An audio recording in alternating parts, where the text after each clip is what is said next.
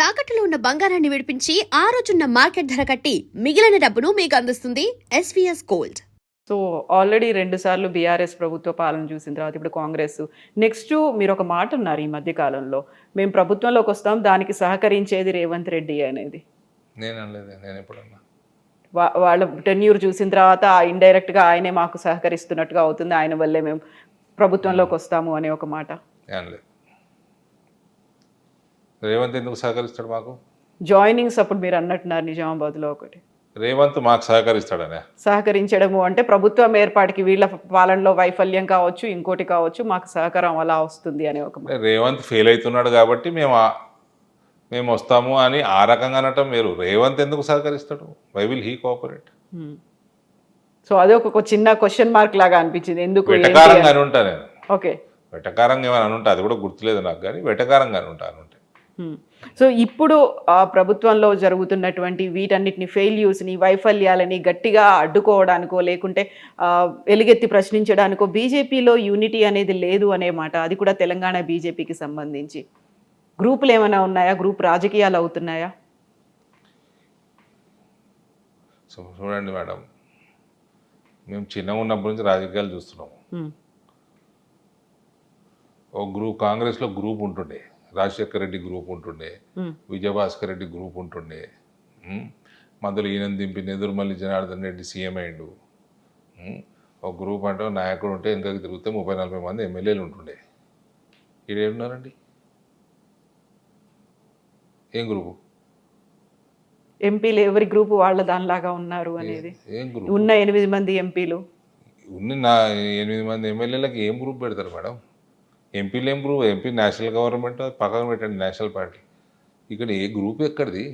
అంటే ముందు నుంచి ఉన్న బీజేపీ లీడర్లు, కొత్తగా వచ్చిన వాళ్ళు, కొత్తగా ఎమ్మెల్యేలు ఎంపీలు అయిన వాళ్ళు, సరికొత్తగా స్టేట్ కమిటీ మేడం తిప్పి కొడితే 8 మంది, అందులోకి ఒక ఆయన రిజైన్ చేసిపోయాడు, 7 ఉన్నారు. అందులో 7 2 జిల్లాలకు సంబంధించిన వాళ్ళే, 2-3 జిల్లాలకు సంబంధించిన వాళ్ళే 7. మిగిలిన 8లో 0. ఏం గ్రూపులు పెడతారు? మీకు రాజాసింగ్కి ఫ్రెండ్షిప్ ఉందా? సింపతి ఉందా? నాకు బీజేపీలో ఎవరితోటి విభేదాలు, ఎనిమిటీ లేదు, అందరూ ఫ్రెండ్సే. రాజాసింగ్ నేనేం పర్సనల్ ఫ్రెండ్స్ కాదు. రాజాసింగ్కి మంచి ఫాలోయింగ్ ఉంది, రాజాసింగ్ పాపులర్ నాయకుడు, అభిమానిస్తారు, నేను కూడా అభిమానిస్తా. కాకపోతే ఆయన మళ్ళీ బీజేపీలోకి వస్తాడు, రావాలి అన్నట్టుగా మీరు మాట్లాడడం, ఆయనకి బ్యాక్ సపోర్ట్ లాగా. ఆయన రిజైన్ చేసిపోయిందండి. అవును, రావాలనుకుంటే దానికి ఒక ప్రొసీజర్ ఉంటుంది, అడాప్ట్ చేసుకోవాలి. ఆయన వస్తే బాగుంటుంది అనే ఒక ఆలోచన కూడా వచ్చినా బాగానే ఉంటుందండి. ఎవరైనా పార్టీ జాయిన్ అయితే మంచిదే కదా. కాకపోతే ఉన్నప్పుడు ఆయన లేవనెత్తినటువంటి కొన్ని ప్రశ్నలు ఉన్నాయి కదా. ఎవరైతే సంస్థాగతంగా కింది స్థాయి నుంచి ఉన్నారో కార్యకర్తల్ని బీజేపీ పట్టించుకోలేదు, అందువల్ల ఇన్ని రకాల గ్రూపులు వచ్చాయి అనే మాట.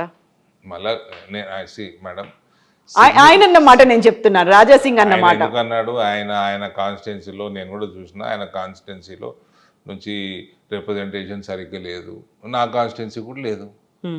నా దగ్గర వచ్చిన ఓట్లకి, నా దగ్గర వచ్చిన సీట్లకి తగినట్టు రిప్రజెంటేషన్ లేదు స్టేట్ కమిటీలో. నేను కూడా చెప్తున్నా, సికింద్రాబాద్ నుంచి మ్యాక్సిమం ఉన్నది, భువనగిరి నుంచి ఉన్నాయి, తర్వాత ఈ నుంచి 10 మంది ఉన్నారు, ఆ నుంచి 4 ఉన్నారు, మల్కాజ్గిరి నుంచి 4 ఉన్నారు, కానీ ఓట్లు మా దగ్గర ఎక్కువ వచ్చినాయి.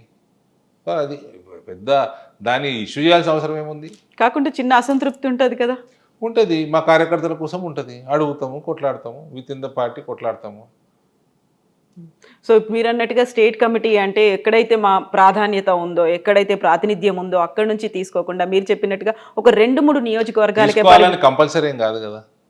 కాకపోతే దాన్ని ఇంకా స్ట్రెంగ్తెన్ చేయాల్సిన అవసరం అడుగుతూ ఉంటాం, మేము ప్రెషర్ పెంచుతూ ఉంటాం, మేము ప్రెషర్ పెడతా ఉంటాము, మా కార్యకర్తల కోసం మేము కొట్లాడుతూ ఉంటాము. అది మా కర్తవ్యం. కానీ చేయాల్సింది finally party will decide, party president will decide, it is up to him, you cannot question him. So fight only request him. So ఆ ఫైటింగ్ అనేది ఇంటర్నల్ గా జరగాల్సినటువంటి బయట కూడా జరగడం. ఇప్పుడు నేను మీతో మాట్లాడుతున్నా, ఇది బయట మాట్లాడినట్టు, కానీ మాట్లాడే పద్ధతిలో డిఫరెన్స్ ఉండాలి. Exactly. I will fight with Ramchandra Rao for my karyakartas. I am telling you, he will see this. So will other leaders. But nothing wrong. But finally, whatever he does, I will abide by it. కాకుండా కొంచెం ఉంటుంది కదా, తీసుకోవాల్సి ఉండే మన కొంచెం కార్యకర్తలకు బాగుంటుందండి, చాలా ఉంటుంది. కార్యకర్తలకు కూడా చెప్పాల్సి ఉంటుంది కదా. చెప్పాలి కదా, ఇప్పుడు మీతో మాట్లాడుతుంటే కార్యకర్తలు వింటారు కదా. అవును, మా కోసం మా అన్న మాట్లాడుతున్నాడు. బట్ ఆ ఫీల్ కంటే కూడా ఒక ప్రాతినిధ్యం ఉంది, మేము కూడా ప్రాధాన్యత వహిస్తున్నాము అనే ఒక ఫీల్ ఉంటుంది కదా, మాకు ఒక పొజిషన్ ఉంది. ఉంటది, బాధాప్తు ఉంటది. మేము పార్టీని పెంచుతున్నాము, మా దగ్గర పార్టీ బలంగా ఉన్నది, మాకు ఇయ్యాలా అని మేము గట్టిగా అడుగుతాము. ఇవ్వకపోతే ఇంకా కాస్త గట్టిగా అడుగుతారా, సైలెంట్ అవుతారా? ఇది ఏడాది పోయి చెప్పుకుంటాము, మొర పెట్టుకుంటాము. మీకు ఎలాగో ఢిల్లీలో యాక్సెస్ చాలా ఎక్కువ ఉంది, ఎంపీ కాబట్టి మీరు అక్కడే ఉంటారు, కేంద్ర నాయకత్వం life long fight, this is all continuous fight ఇది. సో ఇప్పుడు రాష్ట్రంలో స్టేట్ కమిటీలో మీ వాళ్ళు లేరు, అక్కడ సెంట్రల్ లో చెప్పుకోవచ్చు. పూర్తిగా లేరని కాదు, మా దగ్గర నుంచి చాలా తక్కువ ఇద్దరు ఉన్నారు. ఒక మోర్చా అధ్యక్షుడు ఉన్నాడు, నేషనల్ స్టేట్ సెక్రటరీ ఉన్నారు, ఇంకా కొన్ని పోస్టులు వచ్చేటివి ఉన్నాయి, అందులో ఉంటారు. సో ఉంటారు, లేరని కాదు. ఇట్లాంటివి చూసినప్పుడు సడన్ గా అనిపి మీరేంద్ర భయ్ నాకు అక్కడ పైన తెలుసు అందరూ, నేను రెగ్యులర్ గా అక్కడే ఉంటా నేను అనేది అట్లాంటిది ఉండదా? అట్లేం లేదండి. ఎందుకు రామచంద్రరావు గారిని అడుగుతాం మేము. ఆయన తెలియనోడా, ఆయనకి నాకు సాన్నిహిత్యం లేదా? సాన్నిహిత్యం ఉన్న చోట ఇంకా ఎక్కువ గట్టిగా అడుగుతాం. కాకపోతే ఇవి లోపల అడుగుతున్న వాటికంటే కూడా బయట వినిపిస్తున్న మాటలే ఎక్కువ ఉన్నాయి, బయట మాట్లాడుతున్న మాటలే ఎక్కువ ఉన్నాయి, గ్రూపులు అనేవి ఎక్కువ ఉన్నాయి అనేది మీకు కిషన్ రెడ్డి గారికి కూడా పడట్లేదు అనేటువంటి మాట. నాకు బండి సంజయ్ పడదు, నాకు కిషన్ రెడ్డికి పడదు, రాజా సింగ్ నా దోస్తు, ఇవన్నీ బయట కుచ్తో లోక్ కయింగే లోగోగా కామేకైనా వింటా. రాజకీయం అండి, this is a public platform. మాట్లాడుతూ ఉంటారు, వింటూ ఉంటాం, నడుస్తూ ఉంటుంది, ఇగ్నోర్ చేస్తూ ఉంటాం, నడుస్తూ ఉంటుంది. ఈజీలియే అంటే మీకున్న కార్యకర్తలకు కొంచెం డౌట్ వస్తుంది కదా, నిజమేనా ఇట్లా అవుతున్నదా మన పార్టీలో, మనం అంతా పార్టీ క్యాడర్ బేస్ చేసుడుగా ఉన్నాం కదా. గ్రూపులు అంటున్నాను నేను, అసలు ఇది గ్రూపే, అసలు గ్రూప్ ఉంటుంది ఏముందని ఇడా నేను అదే చెప్తున్నా కదా. మేము చూసిన గ్రూపులో 40 మంది ఎమ్మెల్యేలు, తిరిగి చూస్తే నాయకుడు 40 మంది ఎమ్మెల్యేలు ఉంటుండే. ఇక్కడ ఎవరున్నారండి? ఏం గ్రూపు? ఎవరిది వాళ్ళకే అనేది ఒక గ్రూప్. నేను నా కార్యకర్తలు గ్రూపా? నో, మీ కార్యకర్తలు ఉన్నారు కదా, మీ క్యాడర్ అనేది ఉంది కదా అక్కడ. Cadre is parties cadre. నేను ఒకసారి ఇట్లనే ఒక ఇంటర్వ్యూలో చెప్పిన, కార్యకర్త అనేవాడు బీజేపీ తోటే ఉంటాడు. అవును, కార్యకర్త, బీజేపీ కార్యకర్త కాషాయం కింద పనిచేస్తాడు, భరతమాతకి సేవ చేస్తాడు, కమలం పువ్వుకి ఓటేస్తాడు, ఓటేపిస్తాడు. వేరే పార్టీలలో ఫాలోవర్లు ఉంటారు, నాయకుడు పోతే వీళ్ళు వెళ్ళిపోతారు, భారతీయ జనతా పార్టీలో పోరు. కాకపోతే రాజా సింగ్ అన్నమాట, ఆయన అధ్యక్షుడు కావాలనుకున్నప్పుడు, ఆయన అప్లై చేసుకోవడానికి వెళ్ళినప్పుడు కూడా ఆయనకి ఎవరు మద్దతు ఇవ్వడానికి కూడా రానివ్వకుండా చేశారు అనే మాటతో 8 మంది ఎమ్మెల్యేలు, 8 మంది ఎంపీలు వచ్చిందల్లా కూడా కార్యకర్తల వల్లే, మీరు చేస్తున్నటువంటి నిర్ణయాలు కార్యకర్తల మనోభావాలకి వ్యతిరేకంగా ఉన్నాయి అనేటువంటి ఒక మాట అన్నారు. That is his personal experience. How can I comment on this? What do you feel అనేది? ఐ డోంట్ నో, నేను లేనప్పుడు ఆ రోజు. నేను కూడా ఆయన రాకంటే ముందు వచ్చేసినట్టున్నా, వెళ్ళొచ్చాను, ఆయన వచ్చిపోయినాక వెళ్ళొచ్చాను, నాకు గుర్తులేదు నాకు. But that is his experience. But మీరు ఆ రోజు ఎందుకు వెళ్ళలేదు? ఆయన ప్రమాణ స్వీకారం చేస్తున్నారు పోయినా కదా, నేను పోయినా, నేను మీడియాకు మాట్లాడినా, వచ్చిన కాసేపు ఉన్నా, వచ్చిన.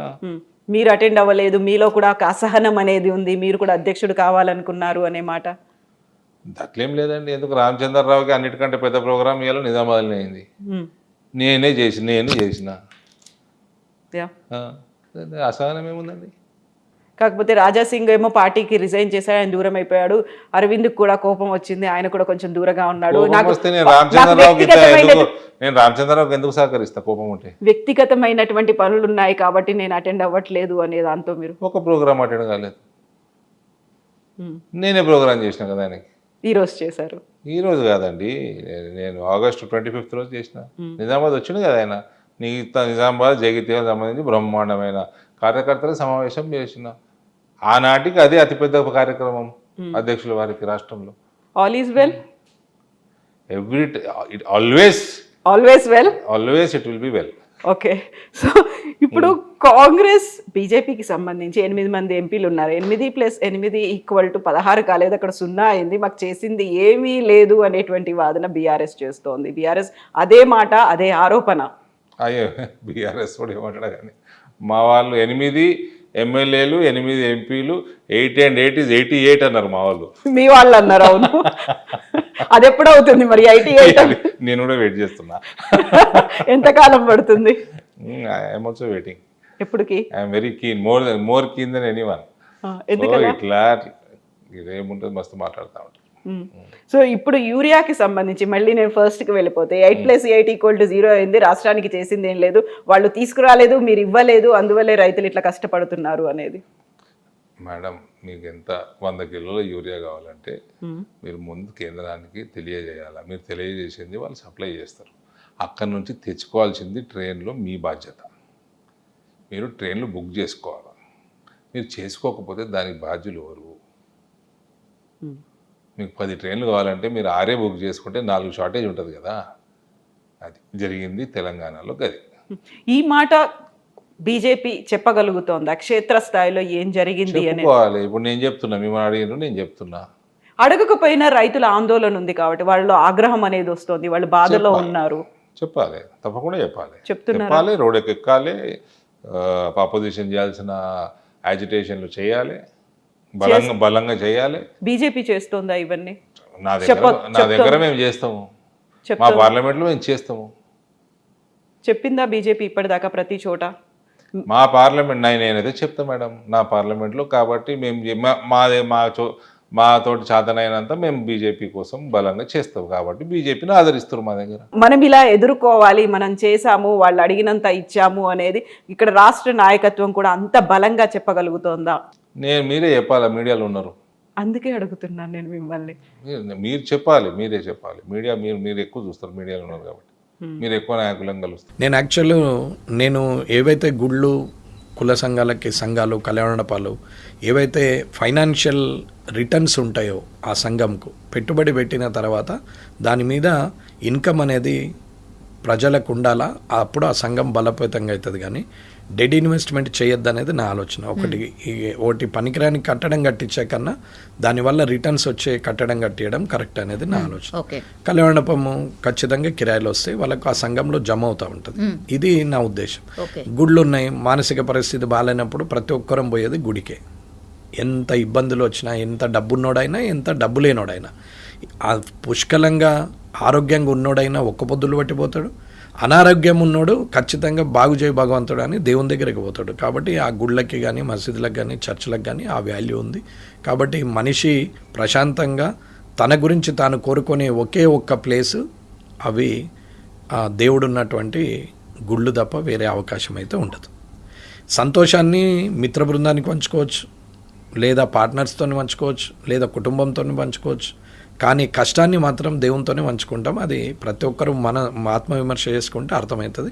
ఎవరం కోరుకున్న ఓ టైంలో భగవంతుడు జర నన్ను ఇది చూడని చెప్పి ఇట్లా అనే పోతాము అంతే. పొద్దున్న లేసాను అది ఖచ్చితంగా చేస్తాం.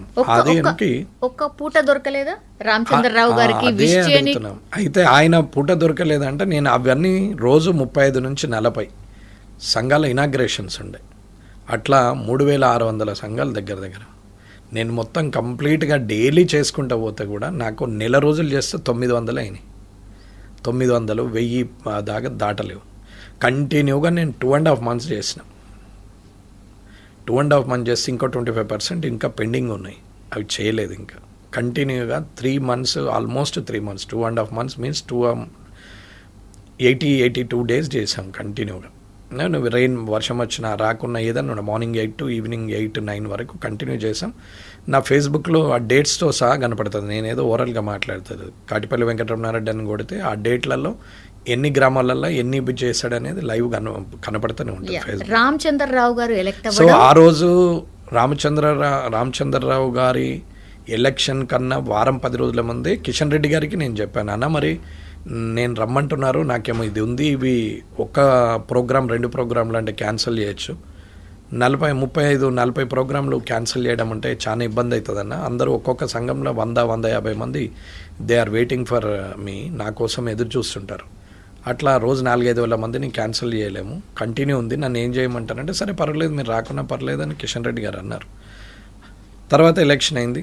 ఎలక్షన్ రోజు కూడా రమ్మని చెప్తే కూడా చెప్పినా ఇట్లా ఉంది పరిస్థితి అంటే సరే అన్నారు. నేను ఎప్పటికప్పుడు కిషన్ రెడ్డి గారికి చెప్పాం. తర్వాత ప్రమాణ స్వీకారం అయిన రామచంద్రరావు గారిది అయిన రోజు కూడా అది ఫస్ట్ ఏదైతే అనుకున్నామో ఆ డేట్ ఖాళీ ఉండే నాకు. తర్వాత షెడ్యూల్ అలాగే ఉంది. తర్వాత ప్రమాణ స్వీకారం డేట్ కొంచెం దూరం పోయేసరికి మళ్ళీ ఆగాల్సి వచ్చింది. నాకు అక్కడ షెడ్యూల్ ఉండే, రామచంద్రరావు గారి దగ్గర కాలేదు. యాక్చువల్గా రామచంద్రరావు గారుతో నేను చాలా క్లోజ్గా ఉంటాను, చాలా హ్యాపీగా ఉంటాము. ఆయన మనిషిగా 100% చాలా జెన్యూన్, కల్మషం లేని వ్యక్తి. రాజకీయ నాయకుని లక్షణం అంటే లక్షణాలు అంటే కన్నింగ్ నేచర్ ఆయన దగ్గర లేదు. నేను అడగకుండానే చెప్పేస్తున్నారు, అంటే because ఆయన మా frank మధ్యలో గా ఏ డిఫరెన్స్ లేదని ముందే చెప్పేస్తున్నారు. అంటే డిఫరెన్స్ ఏం లేదు. ఆయన సైడ్ సేఫ్ సైడ్ ఏం లేదమ్మా. ఆయన నిజంగా కూడా కల్మషం లేని వ్యక్తి. మీరు ఎవరినైనా అడిగినా చెప్తారు పార్టీలో. మరి రాజా సింగ్ గారు రిజైన్ చేయడం, ఆయన ప్రమాణ స్వీకారం చేయడం ఆల్మోస్ట్ సేమ్. మరి రాజా సింగ్ గారు రాజా సింగ్ గారు అసలు ఏంటి సార్ ఎపిసోడ్? కరెక్ట్ గా చెప్పండి సార్, రకరకాలుగా చెప్తున్నారు. ఏదైనా చెప్పొచ్చమ్మా. పార్టీ అది నీకు నిజంగానే చెయ్యాలని, పోటీ చేయాలని ఉంది, వెళ్ళి అప్లికేషన్ చేసి చేసేది ఉండే వెళ్ళిండ్రు. కానీ అప్లికేషన్ అయితే చేయలేదు అనేది వాళ్ళ వాదన. చేసేందుకు పోతే తీసుకోలేదని ఈయన వాదన. సరే ఏదన్నా కావచ్చు, అది పార్టీ. 2 సార్లు ఎమ్మెల్యేగా గెలిచావు, 3 సార్లు గెలిచావు, ఆ పార్టీ సింబల్ మీదనే కదా. ఇంటి గుట్టును బయటది పెట్టద్దు కదా. భార్య సింటిది కూడా ఎక్కడో దగ్గర తప్పు చేస్తుంది, భర్త సింటోడు కూడా ఎక్కడో దగ్గర తప్పు చేస్తాడు, పిల్లలు కూడా ఎక్కడో దగ్గర తప్పు చేస్తారు. కానీ మంచిని చూడాలి, కానీ ఒక్కసారి 2 సార్లు చెడు జరిగిందని దాన్ని పట్టుకొని మనం మంచినే మర్చిపోతే కష్టం. ఎవరెంత అయినా, ఏ రాజకీయ నాయకుడు రాజకీయంలో వర్గాలు అనేది కామన్, అది లేకుండా ఉండనే ఉండదు. అది లేదు అని చెప్పడం అనేది తప్పు. అది ఉంటేనే రాజకీయం, అది లేకపోతే రాజకీయం కాదు. ఈ భూమి ఉన్న రోజులు, సూర్యచంద్రులు ఎంత అయితే నిజమో, ఈ రాజకీయం ఉన్నన్ని రోజులు వర్గాలు శత్రువులు అనేది అంతే కామన్. ఆ సూర్యచంద్రులు ఈ భూమి ఉన్న రోజులు ఎంతైతే నిజమో, ఈ రాజకీయం అనే పదానికి, ఈ రంగానికి వాస్తవంగా శత్రువులు ఉంటారు, ఖచ్చితంగా వర్గాలు ఉంటుంది. నాకు నచ్చింది మీకు నచ్చాలని లేదు, నా ఐడియా మీది కరెక్ట్ అని మీరు ఒప్పుకోవాలని రూలు లేదు. మీ ఒపీనియన్ మీది, నా ఒపీనియన్ నాది. కానీ ఒక డిస్కషన్ చేసిన తర్వాత ఏదో ఒక ఒపీనియన్ కంక్లూజన్కి వస్తుంది.